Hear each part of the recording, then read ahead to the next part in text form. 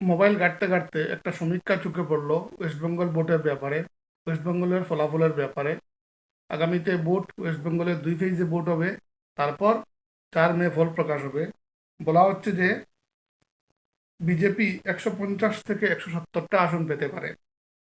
বলা হচ্ছে টিএমসি 110টা থেকে 120টা আসন পেতে পারে।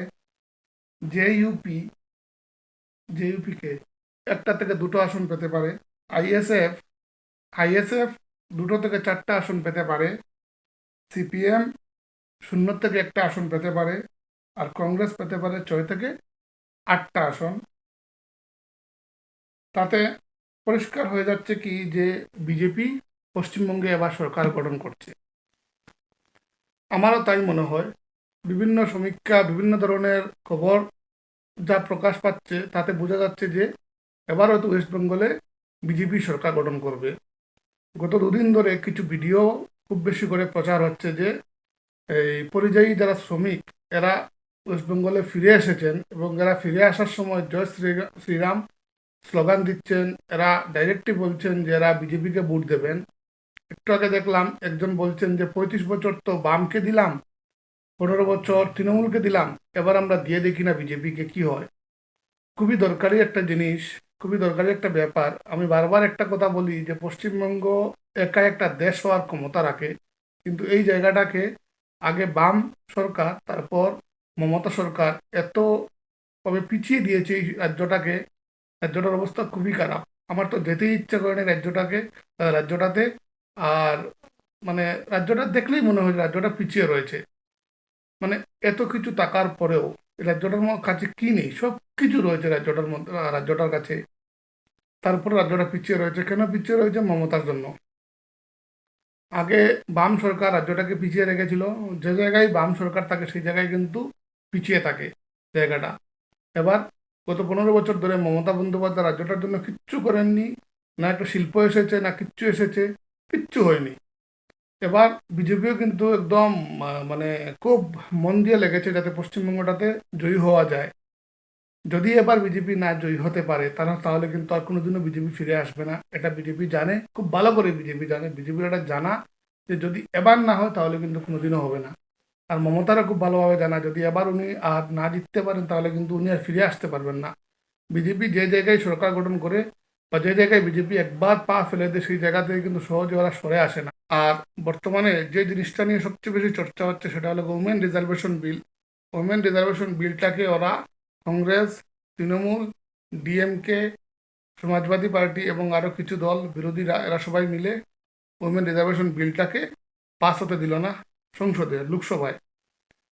এতে কিন্তু ওদের ক্ষতি হবে। কেন ক্ষতি হবে? বিভিন্ন ধরনের ক্ষতি হবে, সে নিয়ে একটা নিবন্ধ আজকে লিখেছি। অনেক ক্ষতি হবে। সবচেয়ে বড় ক্ষতি হবে কি যে বিজেপি সরকার বা অমিত শাহ বারবার বলেছিলেন যে সেদিন লোকসভায় দাঁড়িয়ে উনি বলেছিলেন যে দক্ষিণের রাজ্যগুলোতে আসন কিন্তু একটুকু কমবে না, একটুকু কমবে না আসন। 50% আসন বাড়ার কথা, 50% আসন কিন্তু বাড়বে, এই কথা বলেছিলেন অমিত শাহ। একদম লিখিয়ে দিতে মানে লিখে দিতেও উনি রাজি ছিলেন, কিন্তু বিরোধীরা এটা মানল না। এবার কি হবে? ওমেন রিজার্ভেশন বিলটা তো পাস হলো না। এটা কতদিন আটকানো যাবে? এটা 2029-29 হবে না, কিন্তু 2034 তো হবে। ওমেন রিজার্ভেশন বিল এটা আসবেই। আর ওমেন রিজার্ভেশন বিলের সাথে যেটা এই যে এই সীমানা মানে পুনর্বিন্যাসের ব্যাপারটা বা লোকসভা আসন বাড়ার ব্যাপারটা, এটা কিন্তু এখন যেটা হতে দিল না বিরোধীরা, এতে কিন্তু ওদের ক্ষতি হবে। কারণ 2026-এ সেন্সাস হবে, 27 আগামী বছর ওটার ফল প্রকাশ পাবে। ফল প্রকাশ পাওয়ার পর এটা ফল প্রকাশ পাওয়ার পর কিন্তু আসন পুনর্বিন্যাস হবেই। তখন অটোমেটিক্যালি কিন্তু বিহার, উত্তরপ্রদেশ এই রাজ্যগুলোতে যেহেতু জনসংখ্যা বেশি সেই হিসাবে আসন বাড়বেই। আর কি হবে? দক্ষিণের রাজ্যগুলোতে যেহেতু জনসংখ্যা কম, তখন আসন অটোমেটিক্যালি কমতে বাধ্য হবে। এটা কিন্তু বিজেপি হতে দিচ্ছিল না। বিজেপি চাইছিল সব জায়গায় মোটামুটি সমানভাবেই আসন বাড়ুক, কিন্তু বিরোধীরা নিজের জালে নিজেরা ফেসে গেল। এটা কিন্তু আজকে ওরা যদি না বুঝে তাহলে কিন্তু ভবিষ্যতে ওরা বুঝবে। আজকে হয়তো বুঝতে পারছে না। আজকে বিজেপিকে বা নরেন্দ্র মোদীকে হারানোই ওদের কাছে সবচেয়ে মুখ্য ব্যাপার, কিন্তু ভবিষ্যতে ওরা বুঝতে পারবে যে কতটুকু ভুল ওরা করেছে। অন্যায় তো করেছি, দেশবাসীর সাথে অন্যায়। মানে 1975 সাল থেকে আসন পুনর্বিন্যাস হচ্ছে না। সালে হওয়ার 1971 থেকে 2001 সালে হওয়ার কথা ছিল, কিন্তু অটল বিহারী বাজপেয়ী উনি সাহস করেননি। কারণ গঠবন্ধনের সরকার ছিল, অনেক দল ছিল ওনার সরকারে, অনেক দল মিলে উনি সরকার বানিয়েছিলেন, সম্ভব হবে না। প্লাস 1998 সালে এই যে পোখরামে যে এই পরমাণুর যেটা পরীক্ষা করেছিলেন, তাই জন্য সেজন্য স্যাংশনও ছিল ভারতের উপর, তাই উনি সাহস করেননি। এবার নরেন্দ্র মোদী চাইছিলেন যে যেটা হয়ে যাক, কিন্তু এটা হলো না, হতে দিল না বিরোধীরা। বিরোধীরা হতে না দিয়ে কি হলো, ওদেরই কিন্তু ক্ষতি হলো। ওরা আজকে বুঝছে না, ভবিষ্যতে ওরা বুঝতে পারবে। যখন দক্ষিণের রাজ্যগুলোতে আসন কমবে, যখন দক্ষিণের রাজ্যগুলোতে আসন কমবে আর অটোমেটিক্যালি বিহার, ইউপি, মানে নর্থের রাজ্যগুলোতে যখন আসন বাড়বে, তখন অটোমেটিক্যালি বিজেপি কিন্তু আবারও ক্ষমতায় আসবে। 27-এ সেন্সাসের ফল প্রকাশ হওয়ার পর আসন বাড়াতে বাধ্য, 29-এ কিন্তু এরকমই বুট হবে।